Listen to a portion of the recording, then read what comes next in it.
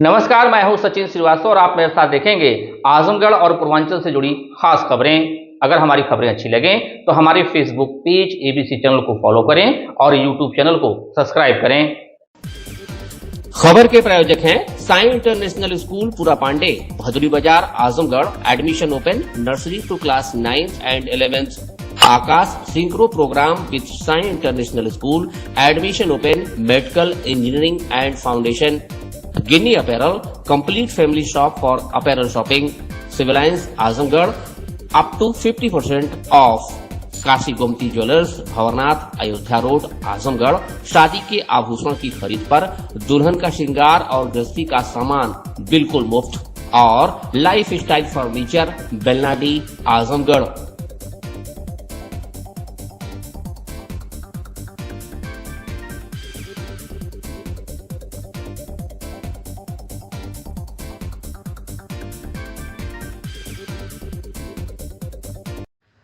आजमगढ़ जिले के निजामाबाद थाना क्षेत्र के तहत फरिया उम्मा के पूरा में जमीनी विवाद को सुलझाने पहुंची पुलिस से एक पक्ष की महिलाएं उलझ गईं। किसी तरह पुलिस ने मामले को संभाला। गांव में रामशक्ल यादव और बुझावन यादव के बीच कई सालों से जमीन विवाद चल रहा है।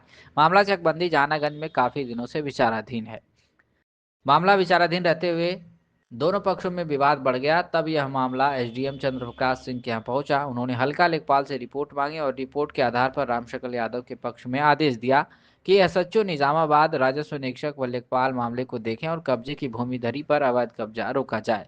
शुक्रवार की सुबह विवादित गाटा की जमीन पर बोए गए गन्ने को काटने को लेकर दोनों पक्षों में विवाद हो गया। मौके पर फरिया चौकी प्रभारी चित्रांशु मिश्रा दलबल के साथ पहुंचे। दोनों पक्षों के बीच बचाव करते हुए समझाने बुझाने का कार्य किया, लेकिन विपक्षी महिलाओं ने महिला पुलिस के साथ उलझ पड़ी और खींचतान की। इसमें पुलिस ने 2 पुरुषों को गिरफ्तार कर लिया है। थानाध्यक्ष निजामाबाद हीरेंद्र प्रताप से बताया कि दोनों पक्षों के बीच काफी दिनों से विवाद था, उस जिसमें उप जिला अधिकारी निजामाबाद ने आदेश दिया था। पुलिस मौके पर गई हुई थी और गन्ना काटने के विवाद को सुलझाने का प्रयास कर रही थी, जिसमें वाद विवाद हुआ था। पुलिस कार्रवाई कर रही है। इस संबंध में सीओ सदर आस्था जायसवाल ने बताया कि निजामाबाद थाना क्षेत्र के फरिया उम्मा के पूरा गांव में 2 पक्षों के बीच बेनामे की भूमि को लेकर विवाद शुरू हुआ। सूचना मिलते ही निजामाबाद पुलिस मौके पर पहुंची और मामले को शांत कराया गया। 2 व्यक्तियों को हिरासत में लेकर 170 बीएनएस की कार्रवाई की गई। उन्होंने कहा कि पुलिस और ग्रामीणों के बीच कोई झड़प नहीं हुई, मौके पर शांति व्यवस्था कायम है। दिनांक 20/2/2026 को थाना निजामाबाद जनपद आजमगढ़ के अंतर्गत ग्राम उमाकापुरा में 2 पक्षों के बीच में बेनामे की भूमि को लेकर विवाद शुरू हुआ। पुलिस की जानकारी में आते ही तत्काल निजामाबाद पुलिस मौके पर पहुंची और हस्तक्षेप कर मौके पर मामले को शांत कराया गया। इसी क्रम में 2 व्यक्तियों को पुलिस अभिरक्षा में लिया गया और उनके ऊपर 170 बीएनएस की कार्रवाई की गई और पुलिस और ग्रामीणों में कोई झड़प नहीं हुई और मौके पर स्थिति अभी सामान्य है। खबर आजमगढ़ से, जहां ड्राइवर वेलफेयर आयोग के गठन की मांग को संसद में उठाने पर ड्राइवरों ने आप सांसद का सम्मान समारोह आयोजित किया। जोरदार स्वागत। गौरतलब है कि वाहन चालक कल्याण समिति संपूर्ण भारत के तत्वावधान में शुक्रवार को मंदरू एयरपोर्ट स्थित मैदान में जनसभा आयोजित की गई, जहां बतौर मुख्य अतिथि पहुंचे आप सांसद संजय सिंह का संगठन राष्ट्रीय अध्यक्ष सुरेश चंद्र यादव के नेतृत्व में फूल मालाओं से लाद कर जोरदार स्वागत किया गया। इसके बाद मंच के माध्यम से ड्राइवर हितों को लेकर आवाज बुलंद की गई। इसी के साथ ही आप सांसद ने मार्ग दुर्घटना में अपना अंग गंवा चुके ठेकमा ब्लॉक से ड्राइवर साथी राहुल को सम्मानित करते हुए सहायता राशि प्रदान की। आप सांसद ने ड्राइवरों को उनका हक और सम्मान मिलने तक साथ खड़े रहने का वादा किया। कहा कि ड्राइवरों को न्याय दिलाने के लिए सड़क से लेकर सदन तक एकजुट होकर आंदोलन करना पड़ेगा। आप सांसद ने कहा कि दिल्ली में आयोजित एआई समिट देश के लिए मजाक बन गया है, तो इससे देश की प्रतिष्ठा गिरती है। प्रधानमंत्री जी को तो इससे कोई फर्क नहीं पड़ता, लेकिन दुनिया में जो संदेश जाता है उससे भारत का मजाक बनता है। फोटो खिंचवाने के चक्कर में पीएम का कार्यक्रम 19 तारीख को था, वह 16 तारीख को ही पहुंच गए। सभी लोगों को निकाल कर बाहर किया गया। इसके अलावा सामान चोरी की भी घटना हुई।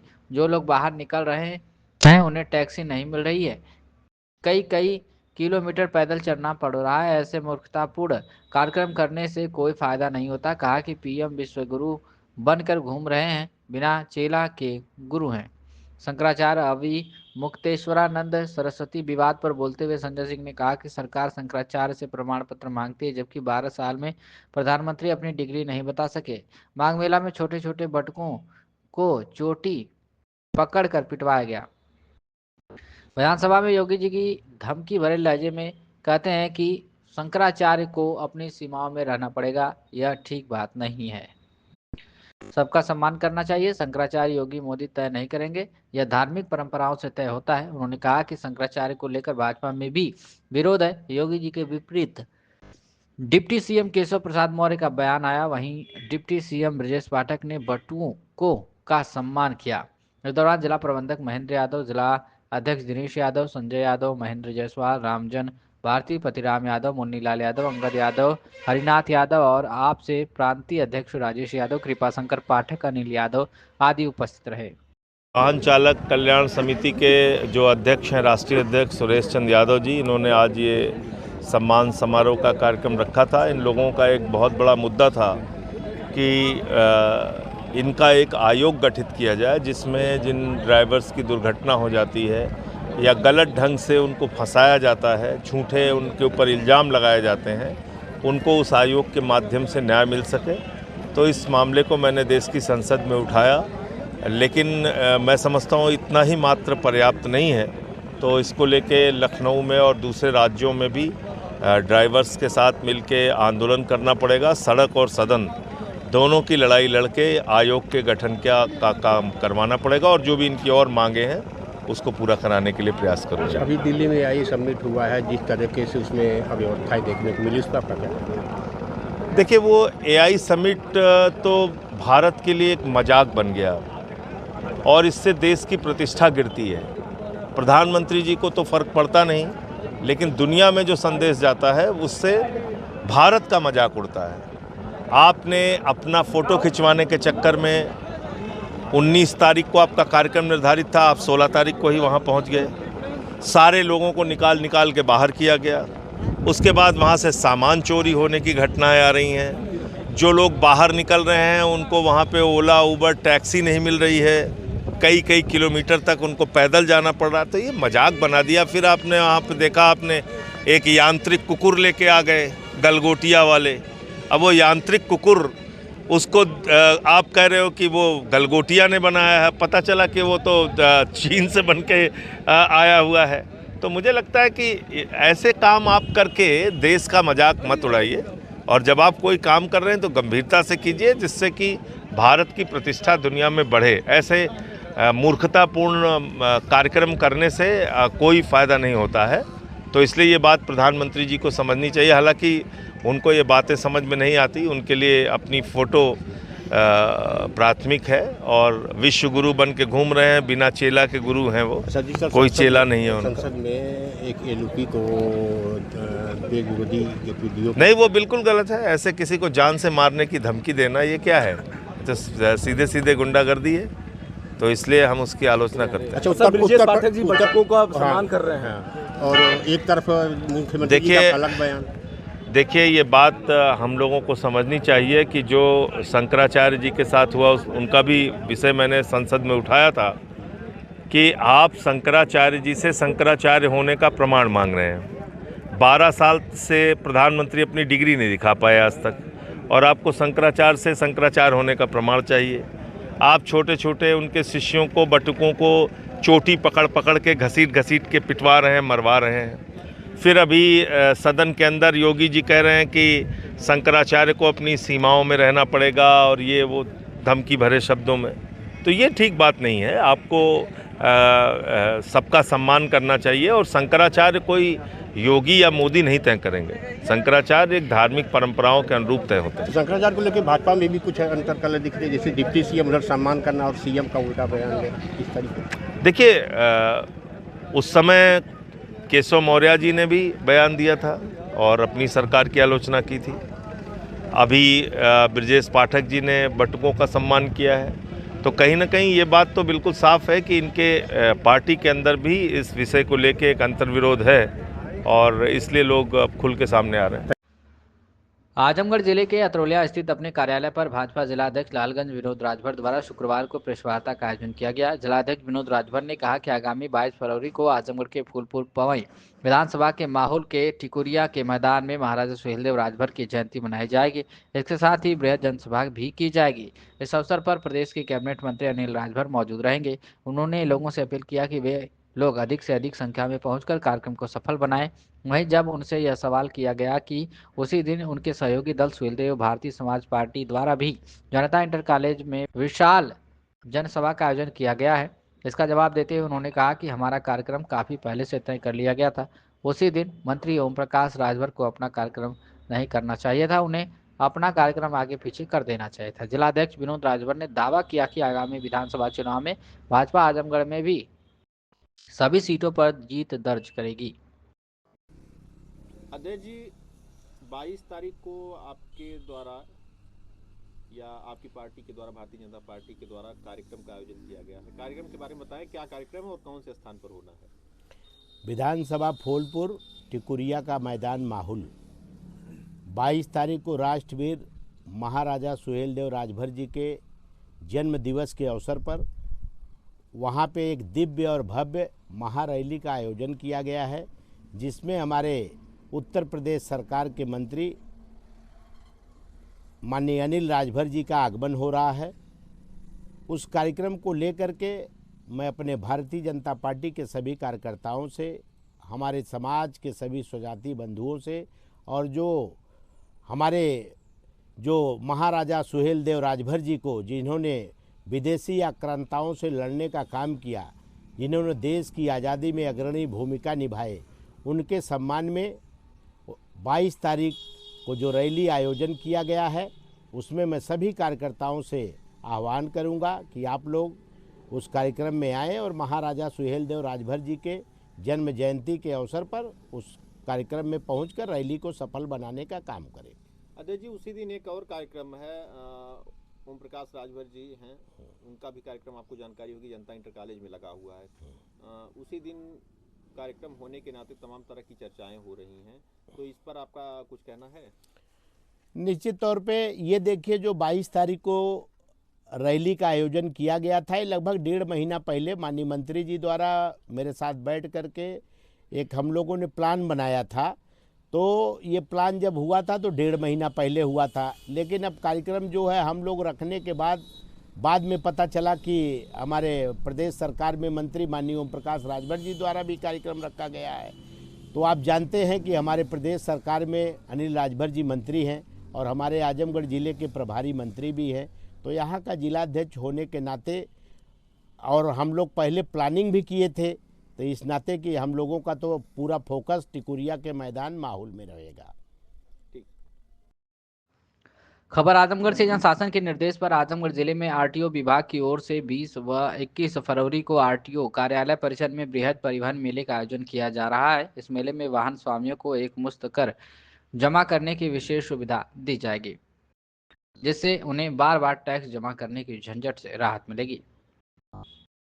मीडिया से बातचीत के दौरान आरटीओ सुनील कुमार ने बताया कि यह मेला विशेष रूप से व्यावसायिक वाहनों के लिए लाभकारी रहेगा। 7.5 टन तक की गाड़ियों के लिए एकमुश्त जमा टैक्स करने की योजना चलाई जा रही है। एक बार में कर जमा करने पर वाहन मालिकों को भविष्य में बार बार टैक्स जमा करने की आवश्यकता नहीं होगी, जिससे समय और धन दोनों की बचत होगी।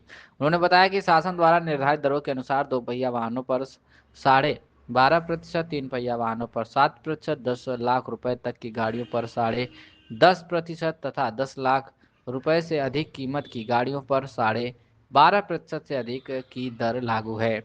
आरटीओ ने सभी वाहन स्वामियों से अपील किया कि वे अधिक से अधिक संख्या में पहुंचकर इस योजना का लाभ उठाएं। विभाग की ओर से मेले के दौरान विशेष काउंटर और सहायता डेस्क की भी व्यवस्था की जाएगी, ताकि लोगों को किसी भी प्रकार की असुविधा न हो। इस दौरान एआरटीओ प्रवर्तन अतुल कुमार यादव, एआरटीओ प्रशासन विष्णुदत्त मिश्रा, यात्री कर अधिकारी विक्रांत सिंह, बाबू रामकिशन राम, बाबू नमीश तिवारी, अमित कुमार, अमित यादव, राजकुमार, धर्मेंद्र तिवारी, अनूप गौड़ आदि उपस्थित रहे।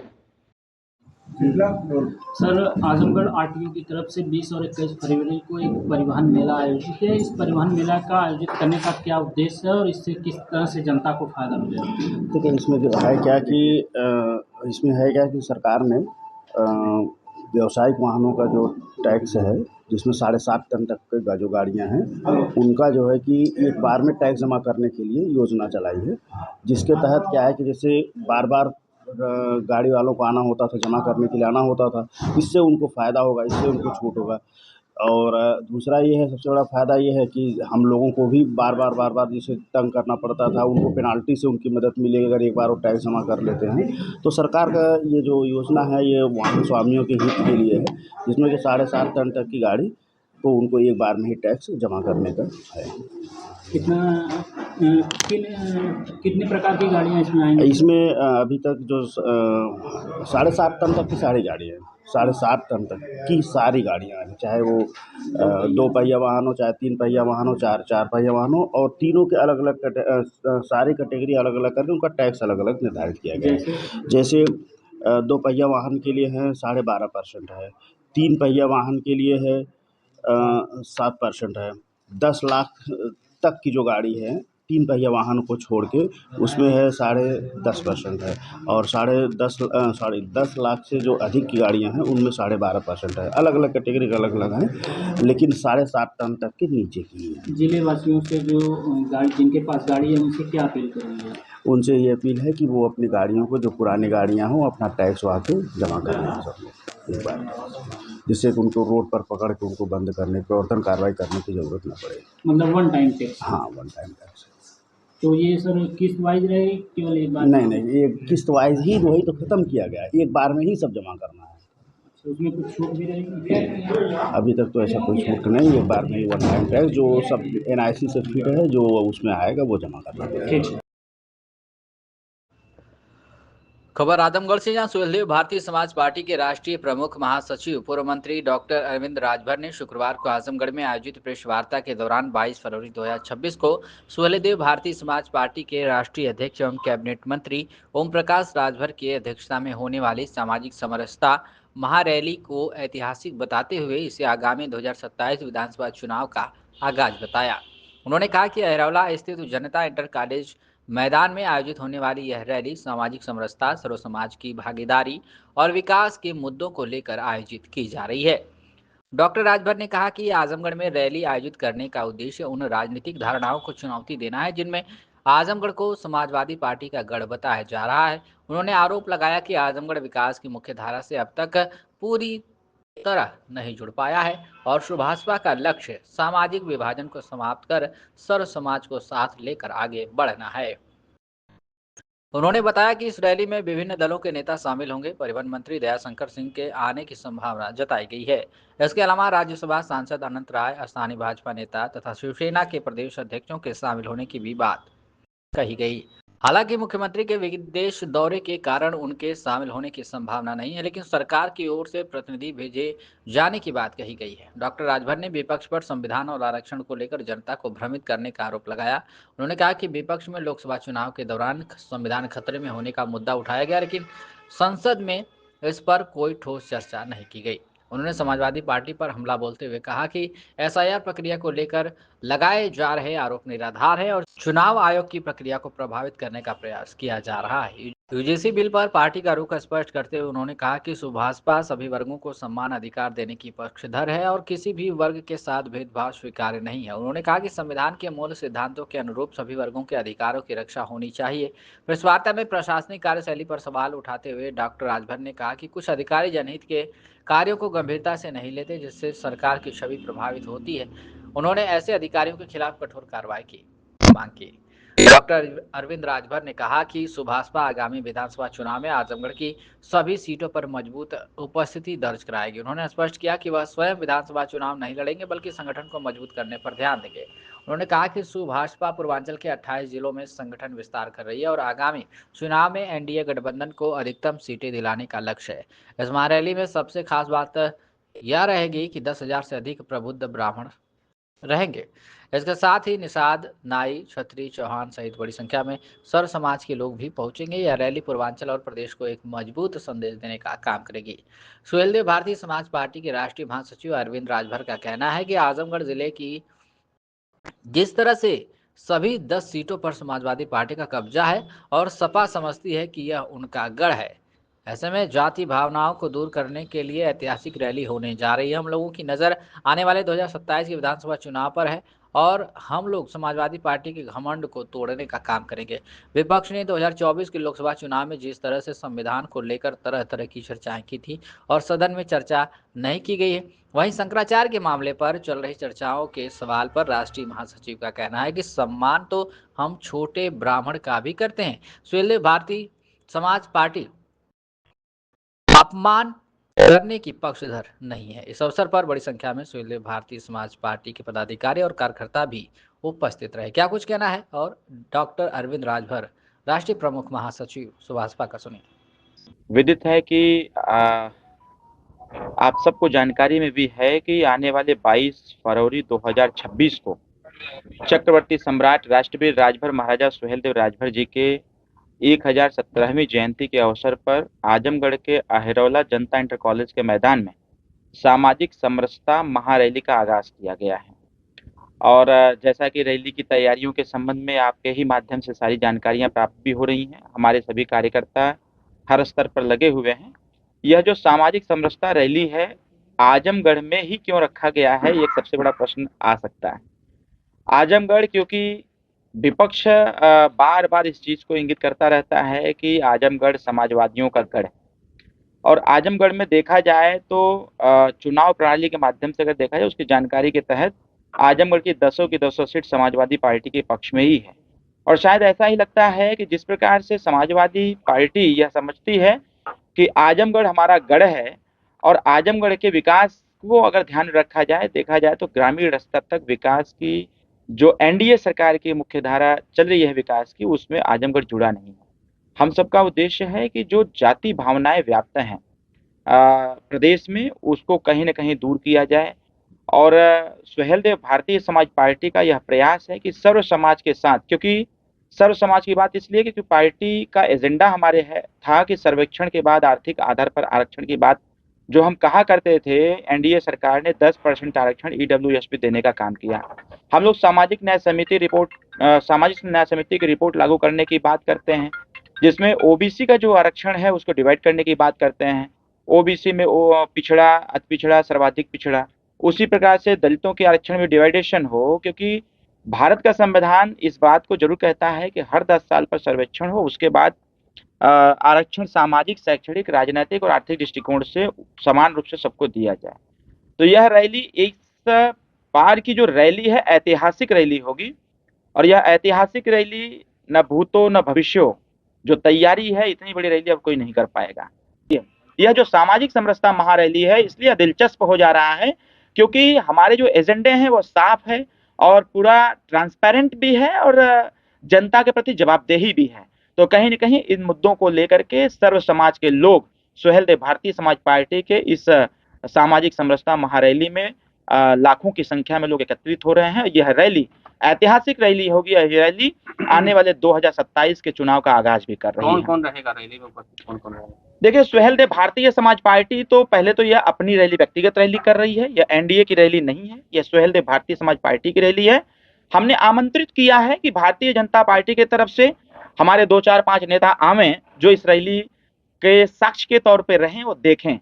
तो अभी तक जो मैसेज कन्वे हुआ है, माननीय परिवहन मंत्री दयाशंकर सिंह जी का आने का एक संकेत प्राप्त हुआ है। अभी जो प्रोटोकॉल जब तक आ न जाए, क्योंकि तमाम कार्यक्रम भारतीय जनता पार्टी के चल भी रहे हैं, लगातार तमाम नेताओं की ड्यूटी भी लगाई गई है। हालांकि इस कार्यक्रम में माननीय मुख्यमंत्री जी का आगमन होना था, बट भारत सरकार की तरफ से जो निर्देश जारी हुआ, माननीय मुख्यमंत्री जी को सिंगापुर और जापान जाना पड़ गया, जिसके वजह से माननीय मुख्यमंत्री जी नहीं आ रहे। लेकिन मुख्यमंत्री जी के निर्देश पर जैसा कि परसों नरसों बातचीत हुई, तो मुख्यमंत्री जी ने कहा कि हम आपके कार्यक्रम में अपने सरकार से किसी न किसी प्रतिनिधि को भेजेंगे। तो अभी अभी सूचना प्राप्त हुई है लगभग 2 घंटा पहले कि माननीय दयाशंकर सिंह जी का आने का हो गया है कि दयाशंकर सिंह जी अभी आ रहे हैं। इसके साथ साथ हमारे राजा साहब हैं, राज्यसभा सांसद हैं अनंत राय जी, वो आ रहे हैं इस कार्यक्रम में। कूच बिहार के राजा साहब हैं, वो आ रहे हैं इस कार्यक्रम में। इसके साथ साथ सबसे बड़ी बात एक और है कि हमारे इस सामाजिक समरसता महारैली के मंच पर शिवसेना के भी प्रदेश अध्यक्ष आ रहे हैं। माननीय उनके जो राष्ट्रीय अध्यक्ष हैं शिंदे साहब, उनसे हमारी खुद वार्तालाप हुई थी उन्होंने अभिषेक वर्मा जी को लगाया था, जो उनके संयोजक हैं।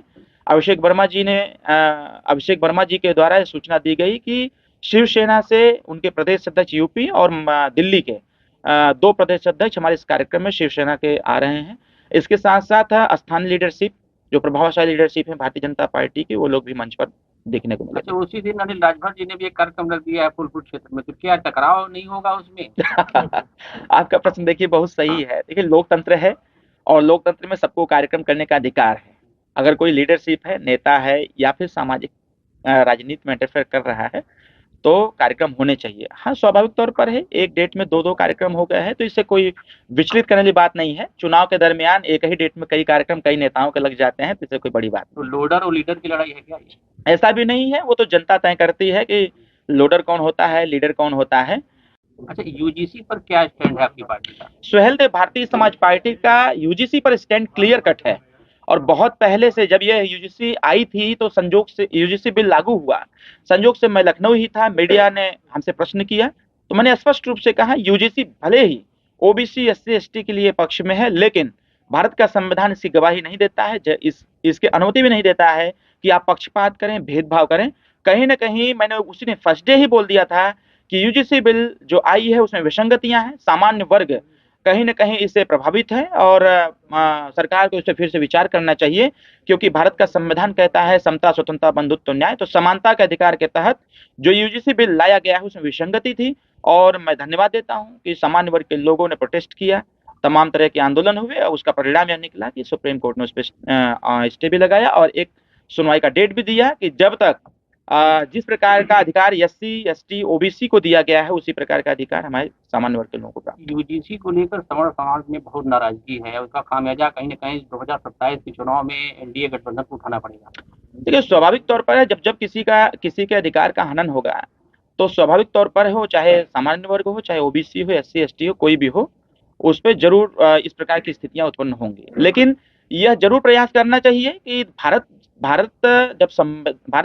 का जो संविधान है जब उससे देश चलता है तो सबके अधिकारों की रक्षा जब भारत का संविधान करता है तो उसे विसंगति नहीं होनी चाहिए। तो केंद्र सरकार ने जानबूझकर क्या कि सवर्णों, ओबीसी और एससी एसटी में आपस में खाई पैदा करने उस कमेटी में जो लगभग 14 से 15 सदस्य थे, उन लोगों को उससे विचार करना चाहिए था। हो सकता है टेस्टिंग रहा हो। अच्छा, आप मान रहे हैं कि टेस्टिंग है ये? हो सकता है टेस्टिंग रहा हो। के लिए नहीं, ऐसा नहीं है। भारत में बिहार को लेके आजमगढ़ से लेके पूरे उत्तर प्रदेश में अखिलेश यादव समाजवादी पार्टी बहुत हमलावर है भारतीय जनता पार्टी। उनको कहना कि ओबीसी एससी एसटी और अल्पसंख्यकों का जबरदस्ती वोट काटा जा रहा है, चुनाव जीतने के लिए 27 में एनडीए एजेंडा सेट कर रही है। ऐसा नहीं है, यह बस एक नौटंकी है उनका, माननीय अखिलेश यादव जी का। हम यह कह सकते हैं कि भारत निर्वाचन आयोग के माध्यम से यह कार्य चल रहा है और वो आज से नहीं, जब इसकी शुरुआत ही तब से ही बोल रहे हैं और उनको बार बार अवसर दिया जा रहा है। अगर आपको पता चल गया कि 2 करोड़ लोगों का नाम काट दिया गया है तो आपको फिर अवसर दिया जा रहा है, उनका नाम जुड़वा दीजिए। समाजवादी पार्टी का बड़ा संगठन भी है, उनके लोग भी निचले स्तर पर हैं, उनके लोग तो जमीन कब्जा करने में, मारने पीटने में लगे हुए हैं, वो क्या एसआईआर का काम करेंगे? और यह बेवजह सिर्फ एसआईआर प्रक्रिया को डिस्टर्ब करने का काम माननीय अखिलेश यादव जी के द्वारा हो रहा है। तो यह बात कह करके एसआईआर प्रक्रिया को डिस्टर्ब नहीं किया जा सकता है, उनका बेवजह का प्रश्न खड़ा करने का काम है। अगर ऐसी स्थिति है तो टाइम पर टाइम तो दिया जा रहा है, जितने नाम कट रहे हैं उसको जुड़वाते रहें, स्क्रूटनी करते रहें। ये उनके लिए ये कोई बड़ा एजेंडा नहीं, उनके लिए बस एक स्टेटमेंट है। तो क्या भाजपा सरकार में भी जमीन कब्जा कर रहा है, मारपीट नहीं कर रहे हैं? और क्या, तभी ना जनता परेशान है। आने वाले गठबंधन में 27 में 2 सीट पर सुहेलदेव भारतीय समाज पार्टी यहाँ चुनाव लड़ेगी। अच्छा, ये खबर आजमगढ़ से, जहां शुक्रवार को पुलिस लाइन आजमगढ़ स्थित सभागार में पुलिस महानिदेशक उत्तर प्रदेश लखनऊ के आदेश के अनुपालन में वरिष्ठ पुलिस अधीक्षक एवं अपर पुलिस अधीक्षक यातायात नोडल अधिकारी व्यापारी सुरक्षा प्रकोष्ठ के निर्देशन में तथा क्षेत्राधिकारी नगर सहायक नोडल अधिकारी के पर्यवेक्षण में प्रभारी निरीक्षक थाना कोतवाली की अध्यक्षता में व्यापारी सुरक्षा प्रकोष्ठ की मासिक समीक्षा बैठक आयोजित की गई। बैठक में जनपद के व्यापारी बंधुओं, पेट्रोल पंप संचालकों एवं बैंक मित्रों, माइक्रो फाइनेंस कर्मियों की सुरक्षा व्यवस्था और अधिक प्रभावी बनाने तथा उनकी समस्याओं के त्वरित समाधान हेतु विस्तृत दिशा निर्देश दिए गए। इस दौरान व्यापारियों द्वारा शहर में जाम की समस्या, अवैध पार्किंग, हाफिजपुर चौराहे पर जलभराव, बड़े वाहनों की अनियंत्रित एंट्री, बाजार क्षेत्रों में स्पीड ब्रेकर की आवश्यकता, सब्जी मंडी क्षेत्र में सुबह जाम की स्थिति तथा बिजली बिलिंग में त्रुटियों जैसी समस्याएं उठाई गई। साथ ही साइबर अपराधों जैसे फर्जी एपीके फाइल, बिजली बिल लिंक के माध्यम से ठगी, क्यूआर कोड स्कैन फ्रॉड एवं डिजिटल अरेस्ट के संबंध में साइबर सेल के मुख्य आरक्षी ओम प्रकाश जायसवाल द्वारा विस्तृत जानकारी देते हुए सभी को जागरूक किया गया। साइबर अपराध होने पर तत्काल 1930 हेल्पलाइन पर संपर्क करने तथा www.cybercrime.gov.in पर शिकायत दर्ज कराने की अपील की गई। यातायात व्यवस्था सुधार हेतु यातायात निरीक्षक को आवश्यक निर्देश दिए गए तथा अन्य समस्याओं के निराकरण के लिए संबंधित विभागों को पत्राचार किया जा रहा है। बैठक में प्रभारी निरीक्षक अभयराज मिश्रा, थाना एएचटी विधि विभाग के उपखंड अधिकारी मनोज कुमार श्रीवास्तव, साइबर सेल के मुख्य आरक्षी ओम प्रकाश जायसवाल, थाना एएचटी के अधिकारी कर्मचारीगण, यातायात पुलिस, नगर पालिका के पदाधिकारी तथा विभिन्न प्रकार के संगठनों के प्रतिनिधि, व्यापारी बंधु, पेट्रोल पंप मालिक एवं सर्राफा व्यापारी उपस्थित रहे। खबर आजमगढ़ से है, जहां जिलाधिकारी रविंद्र कुमार की अध्यक्षता में देर शाम कलेक्ट्रेट सभागार में सीएम डैशबोर्ड पर माह जनवरी 2026 में विभिन्न विभागों को प्राप्त बीसी एवं डी ग्रेड की समीक्षा बैठक आयोजित की गई। पीएम सूर्य घर की समीक्षा में जनपद का ग्रेड बी तथा रैंक 51 है। डिस्कॉम द्वारा 43 निरीक्षण पेंडिंग है तथा बैंक द्वारा 689 लोन पेंडिंग है, जिस पर जिलाधिकारी ने इसे 3 दिन में पूर्ण करने के निर्देश दिए हैं। उन्होंने आगामी बैठक में विद्युत विभाग के सभी अधिशासी अभियंता को भी बैठक में प्रतिभाग करने के निर्देश दिए। जिलाधिकारी ने लीड बैंक मैनेजर को निर्देश दिया कि समीक्षा कर 3 दिन में पेंडिंग डाटा निस्तारित करना सुनिश्चित करें। उन्होंने सभी नगर तथा विकास खंड स्तर पर कैंप लगाकर तथा वेंडर नामित कर आवेदन बढ़ाने के निर्देश दिए। DNRLM में जनपद का ग्रेड सी है। परियोजना निदेशक DRDA द्वारा अवगत कराया गया कि SNA स्पर्श लागू होने के कारण भुगतान नहीं हो पा रहा है, जिससे MIS शेष है। जल जीवन मिशन योजना में जनपद का ग्रेड बी तथा रैंक 55 है। अधिशासी अभियंता जल निगम ग्रामीण द्वारा अवगत कराया गया कि 7 एजेंसी द्वारा कुल 1463 पेयजल योजना पर कार्य कराए जा रहे हैं। जिलाधिकारी ने निर्देश दिया कि एजेंसी को समय से भुगतान सुनिश्चित करें तथा शेष कार्य शीघ्र पूर्ण करने के निर्देश दिए। ODOP टूल किट में जनपद का ग्रेड डी तथा रैंक सी है। उपायुक्त उद्योग द्वारा अवगत कराया गया कि नामित संस्था द्वारा प्रशिक्षण नहीं कराने के कारण बी ग्रेड प्राप्त हुआ है। मुख्यमंत्री युवा स्वरोजगार योजना में बी ग्रेड आने के संबंध में अवगत कराया गया कि पटल सहायक की गलती से सब्सिडी क्लेम पोर्टल पर पोस्ट नहीं हुआ, जिस पर जिलाधिकारी द्वारा संबंधित पटल सहायक को चेतावनी देते हुए निर्देशित किया गया। जिला पिछड़ा वर्ग कल्याण अधिकारी द्वारा अवगत कराया गया कि सॉफ्टवेयर में तकनीकी त्रुटि के कारण डैशबोर्ड पर 485 के सापेक्ष 56 आवेदन प्रदर्शित हो रहा है, जिससे जनपद का ग्रेड सी आया है। जिलाधिकारी ने सोशल सेक्टर के समस्त अधिकारियों को लक्ष्य के सापेक्ष आवेदन करने तथा पोर्टल पर समय से डाटा फीड करने के निर्देश दिए। ICDS पोषण मिशन अभियान में जनपद का ग्रेड बी तथा रैंक 10 है। जिलाधिकारी द्वारा समस्त बाल विकास परियोजना अधिकारी तथा मुख्य सेविकाओं का बैठक कराकर प्रगति में सुधार लाने के निर्देश दिए गए। सेतुओं के निर्माण में जनपद का ग्रेड सी तथा रैंक 58 है। जिलाधिकारी ने सेतु निगम के अधिशासी अभियंता को मैन पावर बढ़ाकर समय सीमा के अंतर्गत कार्य पूर्ण करने तथा नियमानुसार भुगतान करने के निर्देश दिए। इसके साथ ही जिलाधिकारी द्वारा जीरो पावर्टी अभियान के संबंधित समस्त अधिकारियों के साथ समीक्षा बैठक की गई। जिलाधिकारी ने सहायक श्रमायुक्त को गांव में प्रचार प्रसार करने तथा प्रगति बढ़ाने के निर्देश दिए। जिलाधिकारी द्वारा प्रधानमंत्री जन आरोग्य योजना में मुख्य चिकित्सा अधिकारी को शीघ्र नोडल नामित करने तथा शेष गोल्डन कार्ड शीघ्र बनवाने हेतु निर्देशित किया। उन्होंने जीरो पावर्टी से संबंधित सभी अधिकारियों को पेंडिंग डाटा 3 दिन में पूर्ण करने के निर्देश दिए। साई इंटरनेशनल स्कूल, जहां हर दिन एक नई शिक्षा की शुरुआत है। Modern education system, smart classrooms, expert teachers और एक ऐसा एनवायरनमेंट जहां हर बच्चा अपने सपने सच करता है। पढ़ाई के साथ साथ स्पोर्ट्स, आर्ट और एक्स्ट्रा एक्टिविटीज। आजमगढ़ का बेस्ट इंग्लिश मीडियम स्कूल, जहां हर बच्चे को मिलता है परफेक्ट एजुकेशन। एडमिशन ओपन आज ही जुड़े साई इंटरनेशनल स्कूल से, जहां हर कल नई उम्मीद के साथ रोशन होता है।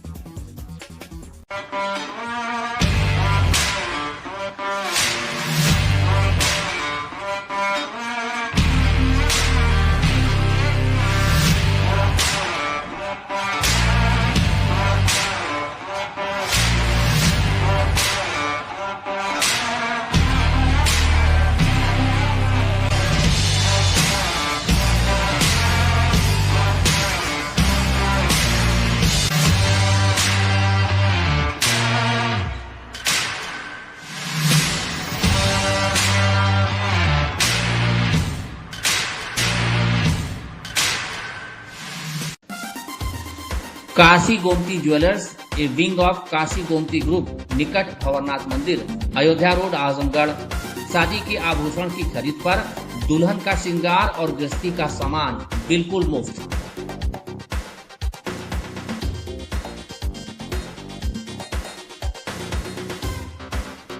गोल्ड, डायमंड और सिल्वर की ज्वेलरी का विशाल संग्रह, शुद्धता की 100% guarantee.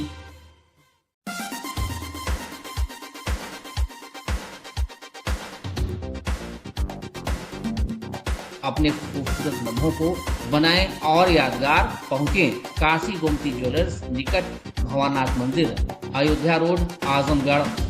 Lifestyle furniture, Belnadi, Azamgarh. सभी प्रकार के फर्नीचर एवं इलेक्ट्रॉनिक सामानों की भरपूर रेंज उपलब्ध। हमारे यहाँ EMI की सुविधा 0% ब्याज पर उपलब्ध। इलेक्ट्रॉनिक सामानों में LED TV, refrigerator, washing machine, air conditioner, air cooler, deep freezer, water cooler, mixer juicer, iron, fan, induction, battery, inverter, electric geyser, gas geyser, आटा चक्की इत्यादि। फर्नीचर के सामानों में बेड, गद्दा, सिंगारदान, अलमीरा, sofa, table, chair, rack, stool, संदीली, सीढ़ी, डाइनिंग टेबल, झूला आदि। शादी विवाह की हो तैयारी या ऑफिस और घर के लिए सामानों की करनी हो खरीदारी, पहुँचिए लाइफस्टाइल फर्नीचर, बेलनाडी, आजमगढ़।